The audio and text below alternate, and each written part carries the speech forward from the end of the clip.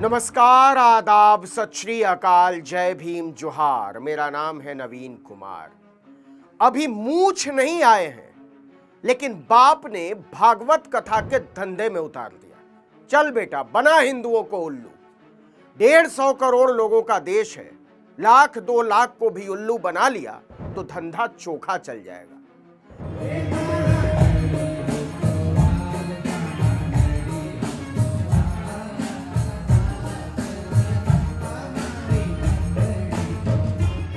बाप के पास इतनी दौलत है कि चाहता तो किसी भी अच्छे स्कूल, कॉलेज, यूनिवर्सिटी में पढ़ा सकता था, आईआईटी, आईआईएम करा सकता था, जेएनयू, डीयू भेज सकता था, आईएएस, आईपीएस बना सकता था।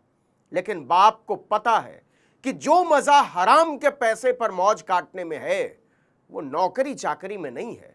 ऐसा कोई धंधा नहीं जो बाबागिरी से मुकाबला कर सके। मूछ निकलने से पहले बैठा दिया माल कूटने में।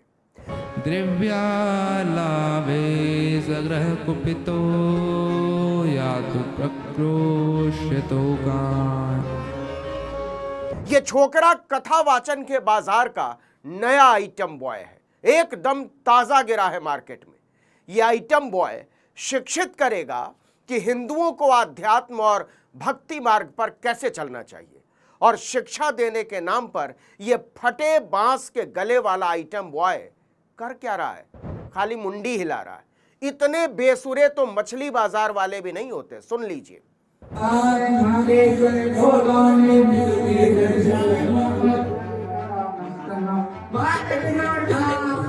कथा के नाम पर उल्लू बनाने वाले धंधे के इस नए आइटम बॉय का नाम है देवांश ठाकुर उर्फ देवांश शर्मा।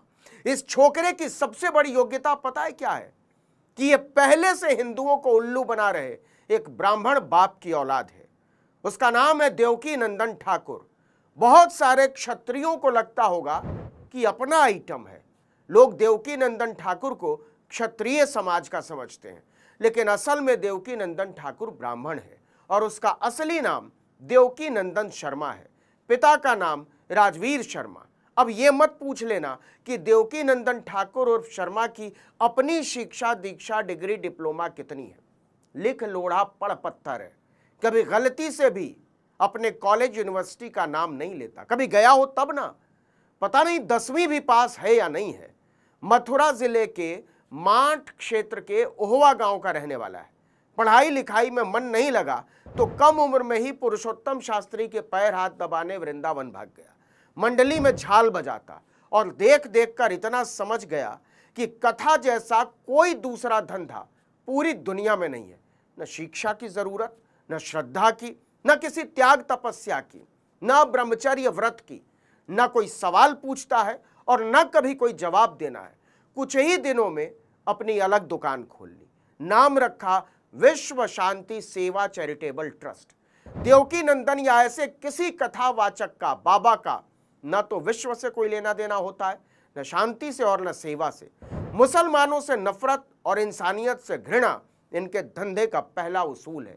यह वही चिरकुट देवकी नंदन ठाकुर है जिसने बांग्लादेशी खिलाड़ी को शाहरुख खान की आईपीएल टीम में शामिल किए जाने पर बवाल काट दिया था। बांग्लादेशी क्रिकेटर को और किसी ने तो नहीं खरीदा, पर यह महानुभाव का प्यार जाग गया वहां के लिए। क्यों जागा? क्यों जागा? इस देश के और देशवासियों के लिए आपकी कोई निष्ठा नहीं है क्या? मुसलमानों को लेकर इसके बयानों पर पूरी किताब छप सकती है, लेकिन जो बात हम कहना चाहते हैं वो ये कि देवकी नंदन ने अपने बेटे को इंजीनियर, डॉक्टर, आईएएस, आईपीएस, वकील, जज, समाजसेवी, साहित्यकार, कवि, चिंतक, पर्यावरणविद क्यों नहीं बनाया? वो चाहता तो बना सकता था। उसके पास इतना पैसा है कि वो अपने छोकरे को इंग्लैंड, अमेरिका, ऑस्ट्रेलिया की किसी भी यूनिवर्सिटी में पढ़ा सकता था, लेकिन वो नहीं पढ़ाता, क्योंकि पढ़ाई लिखाई उसे समय खराब करना लगता है। और जब एक से एक पढ़े लिखे ऐसे ही जाहिल, मूर्ख, धूर्त, पाखंडी कथावाचकों के पैरों में गिरे रहते हों तो पढ़ाई लिखाई का क्या ही फायदा। और न केवल पैरों में गिरे रहते हैं बल्कि दौलत भी लुटाते हैं। यही करके देवकीनंदन ठाकुर, शर्मा, फर्मा जो भी है, उसने अकूत दौलत कमाई है, करोड़ों में खेलता है। पिछले दिनों बागेश्वर धाम वाला एक धूर्त पाखंडी जालसाज भोपाल गया था एक कैंसर अस्पताल के कार्यक्रम में। वहां जाकर कैंसर पर ज्ञान बघारने लगा, जबकि यह धूर्त पर्ची निकालकर कैंसर पर आशीर्वाद की जालसाजी किया करता था।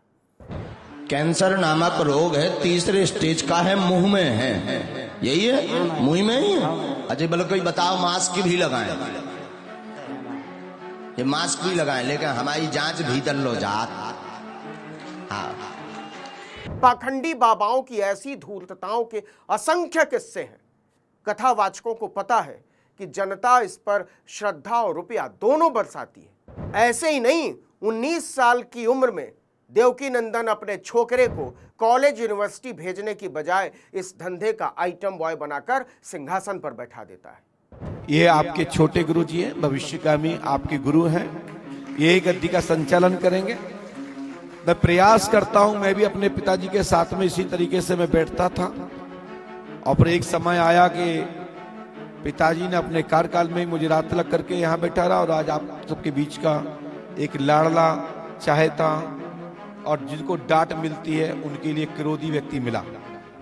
कई मीडिया रिपोर्टों और लाइफस्टाइल वेबसाइटों में दावा किया गया है कि देवकीनंदन एक भागवत कथा के लिए लगभग 10 से 15 लाख रुपए वसूलता है, और बाकी सारा खर्चा आयोजकों का, मतलब 2 लाख 3 लाख रुपया रोज का। तो आप ही बताइए, जब 8वीं फेल आदमी जिसको कायदे से सरकारी महकमों में शौचालय साफ करने की भी नौकरी ना मिले, वो कमाई में IIT IIM पढ़ के निकले लोगों का कान काटे हुए है, तो वो अपने छोकरे को क्यों ही पढ़ाएगा। इसीलिए उसने ये तय करने में 1 मिनट भी समय बर्बाद नहीं किया कि हमारा लौंडा नहीं पढ़ेगा तो दुनिया में क्या बताएंगे। छोटे गुरु जी ये दरबार चलाएंगे आने वाले समय में। अभी तो भूत बाधा, प्रेत बाधा पर काम करते हैं। लोगों के किसी भी बाधा हो, किसी भी हो, इनका देखने मात्र ये कुछ कह भी दें तो प्रेत वहीं गुलाटे खाने लगते हैं, वहीं पर चिल्लाने लगते हैं। लेकिन मैंने कहा कि पहले पढ़ाई भी जरूरी है, लेकिन हनुमान जी की कृपा से जितना पढ़ गया उतना ही में काम चल गया। क्या मुंह दिखाएंगे। उसको पता है कि हमारा आइटम बॉय पढ़ाई लिखाई करके लोकतंत्र, मनुष्यता, समानता और न्याय की लड़ाई लड़ने के लिए पैदा नहीं हुआ है, इसलिए उसे कथावाचन की दुनिया का आइटम बॉय बना दिया। देख लीजिए इसके रंग और ढंग अभी से।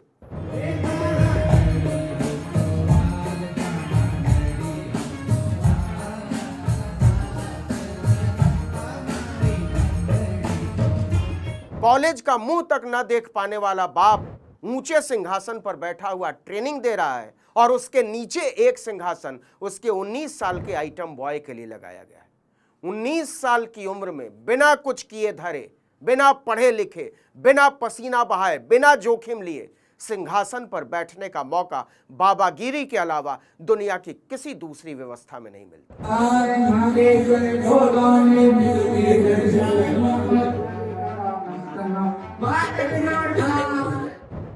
आपको फिर से बताएं कि देवकीनंदन ठाकुर के आइटम बॉय देवांश ठाकुर की उम्र केवल 19 साल है। तो अगर आपको लगता होगा कि परिवारवाद की मारामारी केवल राजनीति में है, तो आप सरासर गलत हैं। राजनीति में तो तब भी चुनाव लड़ना पड़ता है, जनता के बीच जाना पड़ता है, अपने आप को हर 5 साल पर साबित करना पड़ता है। क्या राजनीति में परिवारवाद है जो बाबागिरी के धंधे में?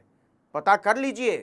धीरेन्द्र शास्त्री से लेकर अनिरुद्धाचार्य, प्रदीप मिश्रा, रमेश ओझा, इंद्रेश ओझा, पुंडरीक गोस्वामी के बाप लोग क्या किया करते थे। इनमें से किसी ने कॉलेज यूनिवर्सिटी का मुंह तक नहीं देखा, और लाखों करोड़ों लोगों को यह बताते हैं कि तुम्हारी जिंदगी का रास्ता क्या होना चाहिए। यह धूर्तता नहीं है तो और क्या है। हमने बोला कि लिव इन में रहना गलत है, तो हमारा क्या कर रहे हैं लोग? विरोध। कलयुग में आप वैश्या को वैश्या नहीं कह सकते, वो है तो वैश्या, पर सुनना चाहती है कि मैं सती सावित्री हूं। आपको यह जानकर हैरानी हो सकती है कि देवकीनंदन ठाकुर ने अपने 19 साल के आइटम बॉय देवांश ठाकुर के इस धंधे में बोहनी ही सोमनाथ धाम में कथावाचन से करवाई है, और इस कथावाचन में वो कर क्या रहा है आप देख ही रहे हैं। असल में गलती देवकीनंदन ठाकुर की या देवांश ठाकुर की या अनिरुद्धाचार्य की या धीरेन्द्र शास्त्री या इंद्रेश उपाध्याय जैसे ढकोसलेबाजों की नहीं है। गलती है आपकी, हमारी, हमारे जैसे लोगों की, जो सब कुछ जानते और समझते हुए भी ऐसे धूर्तों के पैरों में अपने स्वाभिमान को न्यौछावर किए रहते हैं।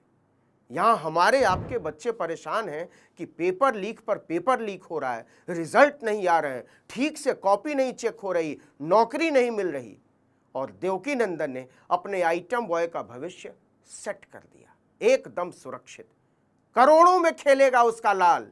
आप देख लो अपने बच्चों का हाल, उसका आइटम बॉय कूटेगा माल और आपकी औलाद रहेगी पाई पाई के लिए बेहाल। तय आपको करना है, ऐसे धूर्तों के पैरों में लौटना है या सिर उठाकर सम्मान के साथ जीना है। इस वीडियो में इतना ही, लेकिन अगर आपने आर्टिकल 19 इंडिया को अब तक सब्सक्राइब नहीं किया है तो फौरन कर दीजिए, बेल आइकॉन दबाइए, घंटी जैसी आकृति लाइक कीजिए और कमेंट करके बताइए हमारा वीडियो आपको कैसा लगा। हमारा ट्विटर हैंडल है article19_India और मेरा ट्विटर हैंडल है नवीन जर्नलिस्ट। नमस्कार।